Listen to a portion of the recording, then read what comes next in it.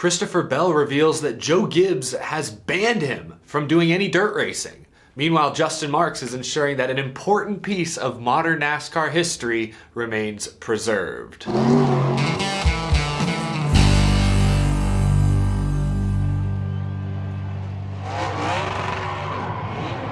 How's it going, y'all? My name is Eric. Welcome to Out of the Groove. I was not aware that dirt racing star David Gravel had a YouTube channel or that he's done live interviews with top drivers until a clip was brought to my attention last night. We will talk about that and much more in just a moment. First, I've got a special contest I want to talk about. Northern Tool and Equipment commissioned legendary painter Dave Perowitz to design and paint 3 unique welding helmets, 3 completely different styles, and fans can now vote for their favorite. Click that top link down in the description below for more details. 5 lucky winners will win a custom clutch welding helmet of their own. I'll have even more details at the end of the show. We're actually going to bring in Dave Perowitz to talk a little more about this contest, but just wanted to shout it out at the beginning. Again, click that top link down below to learn even more. First story I'd like to cover today. Earlier this week, NASCAR introduced sweeping rule changes to be implemented in time for the 2023 season. One notable change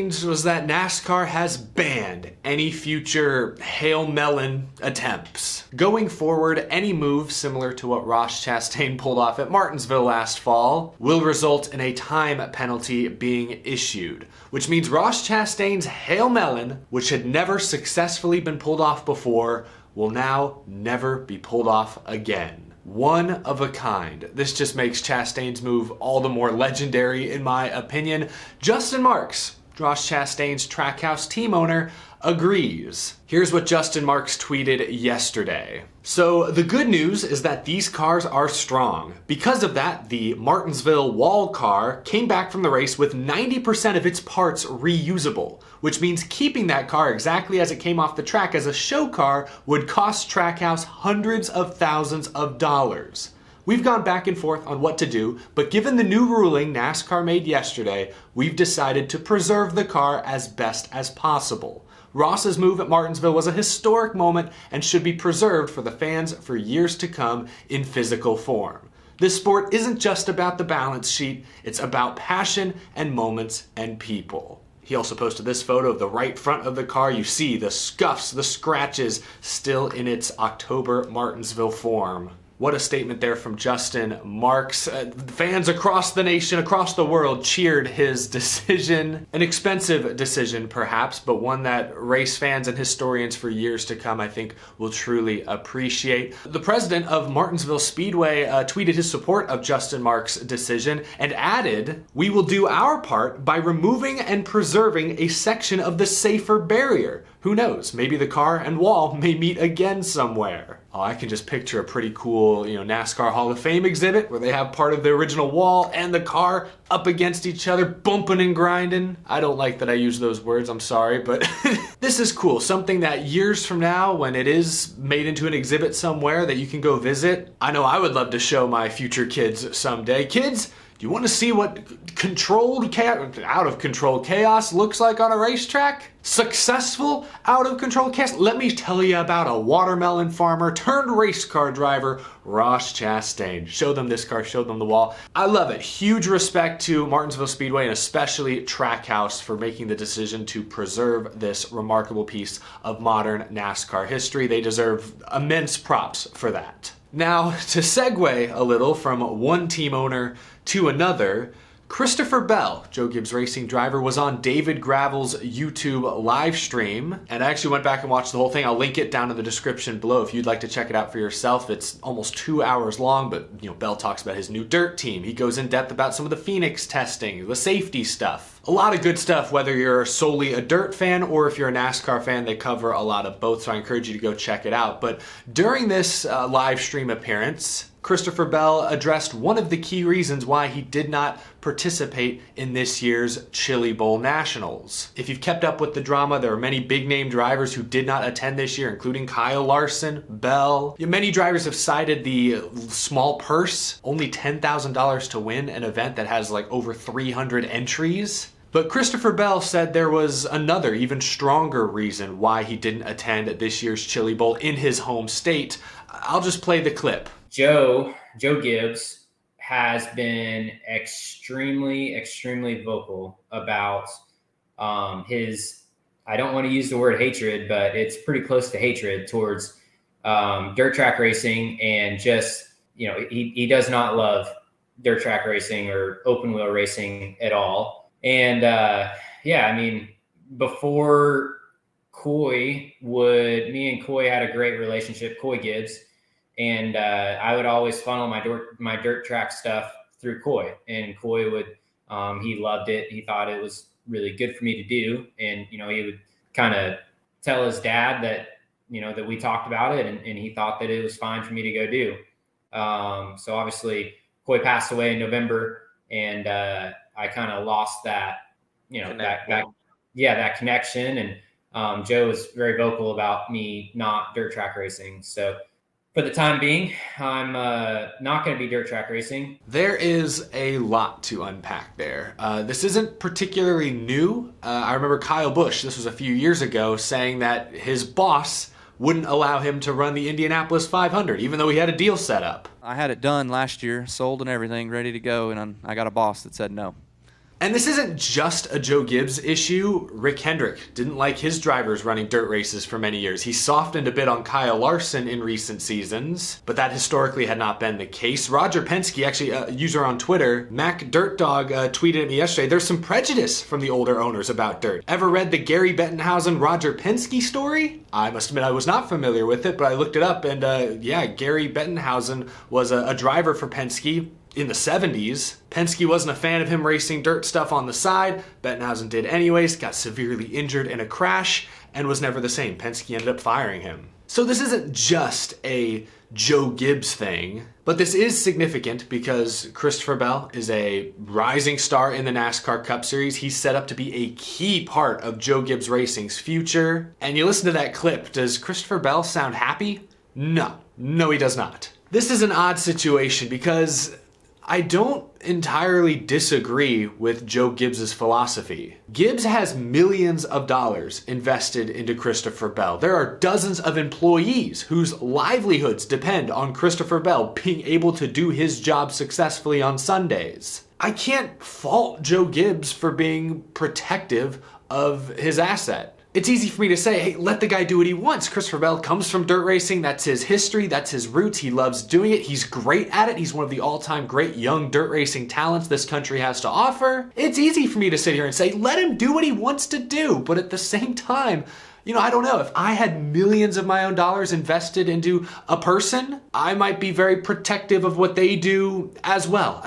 So it's hard for me to really judge Joe Gibbs too negatively for this rule, this philosophy. I think it was 2 years ago at the Chili Bowl, Christopher Bell was closing in on Kyle Larson in the feature for the overall event win and lost control and went flipping wildly. If I'm Joe Gibbs and I'm seeing that, I am holding my breath. Dirt racing is safe, but its safety record is nowhere close to NASCAR's the last 20 years. So I can't entirely blame Joe Gibbs or other team owners for wanting to keep their guys out of dirt cars. They're just protecting their investments. Now, as a race fan, I want to see Christopher Bell in a dirt car. I want to see him run the Chili Bowl. I want to see him in Knoxville. I want to see him everywhere. And my counter argument to the entire point I just made is that Rick Hendrick did let Kyle Larson drive basically anything he wanted in 2021. He was racing dirt cars 3, 4, 5 nights a week. It felt like he was winning dirt races every single week. And simultaneously, he turned in a 10-win, championship-winning NASCAR Cup Series season. I think there's an argument to be made that drivers are at their best when they're constantly driving different race cars.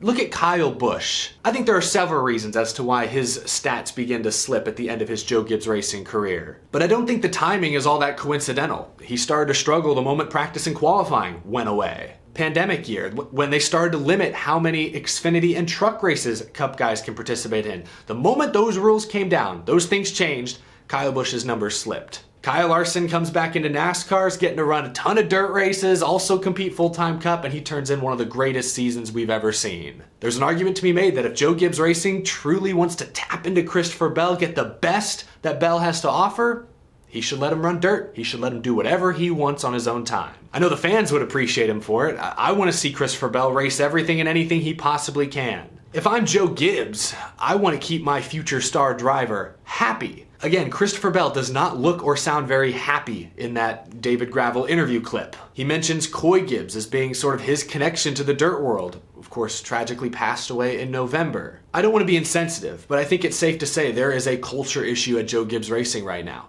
Before Coy Gibbs passed away, after the Martinsville Brandon Jones-Ty Gibbs incident, Denny Hamlin said this, quote, JD Gibbs, Joe Gibbs' other son, instilled a family atmosphere at Joe Gibbs Racing. Really, he made us feel like the guy driving the 19 car or the 20 car, that's our brother. At times, at JGR, we probably work with each other the least amount of any team. I'm not saying it's anyone's fault currently, but with JD, it was different because he wrapped his arms around everyone. I told Coy that JD was my dad. He was really my dad as soon as I came into this series. When you lose that, it changes the culture a little bit, and we just have to get it back. JD Gibbs, of course, passed away a few years ago, and those comments were a week before what happened to Coy Gibbs. I can't imagine things have gotten better behind the scenes at JGR. Looking at this purely from a competition standpoint, Joe Gibbs Racing needs Christopher Bell. He's about to enter his prime. You've got Martin Truex Jr. and Denny Hamlin, who may only have a couple of years at most left. You're going to need Bell to emerge as a leader, a superstar, sooner rather than later. You don't want him to walk. You want to keep him happy. Fortunately for Joe Gibbs, it sounds like they already signed Bell to a longer-term extension before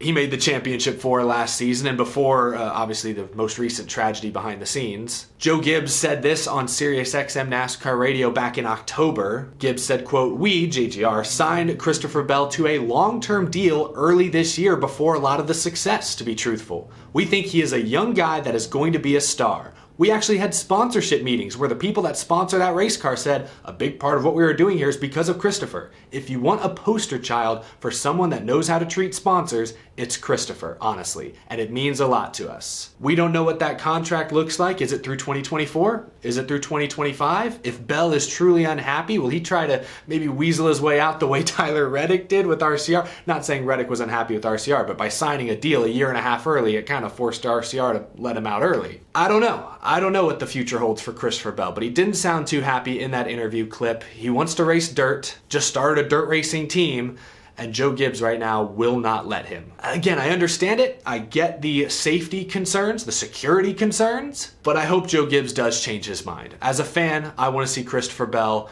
run dirt races, win everything there is to win over there. I want to see him and Larson go toe-to-toe. And I personally believe that if he's allowed to race other series, other disciplines, I think that will improve his NASCAR Cup Series performance as well. I think it's a win-win. Safety concerns are real. We'll see if Joe Gibbs eventually has a change of heart. But that's the latest news. I'm curious to hear your thoughts down in the comment section below. I just thought that clip was way too interesting to not discuss here on the show. Now I want to bring in Dave Perowitz to talk even more about this exciting Northern Tool and Equipment welding helmet sweepstakes. It is my pleasure now to be joined by legendary painter Dave Perowitz, who created each of these unique helmet designs. Dave, welcome to the show. Thanks for calling in.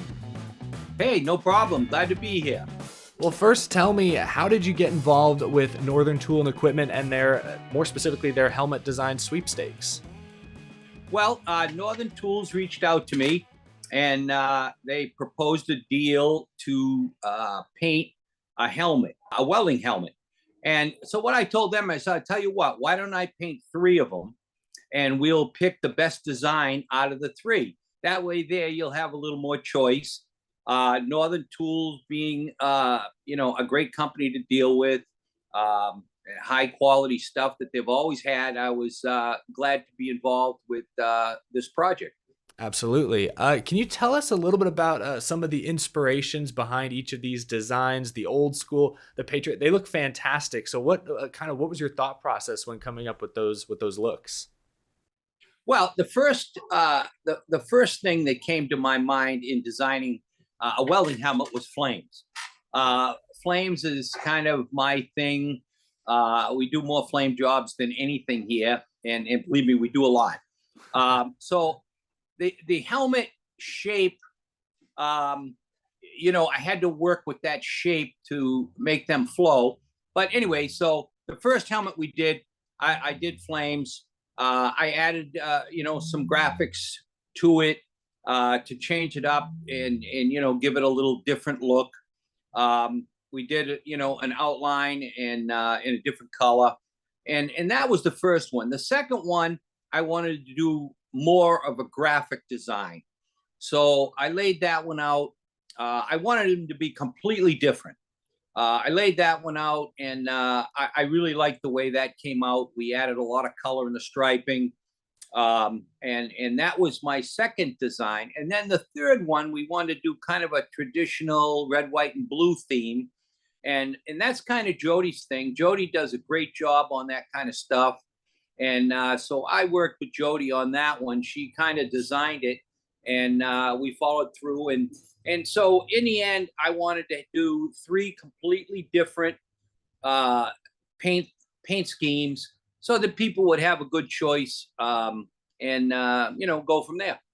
Absolutely. Well, I'm just looking at them right here. They all look fantastic. And as a NASCAR fan, very partial to the flames. A lot of great flame paint schemes throughout racing's history. So it's cool to see it brought to life as well on a helmet.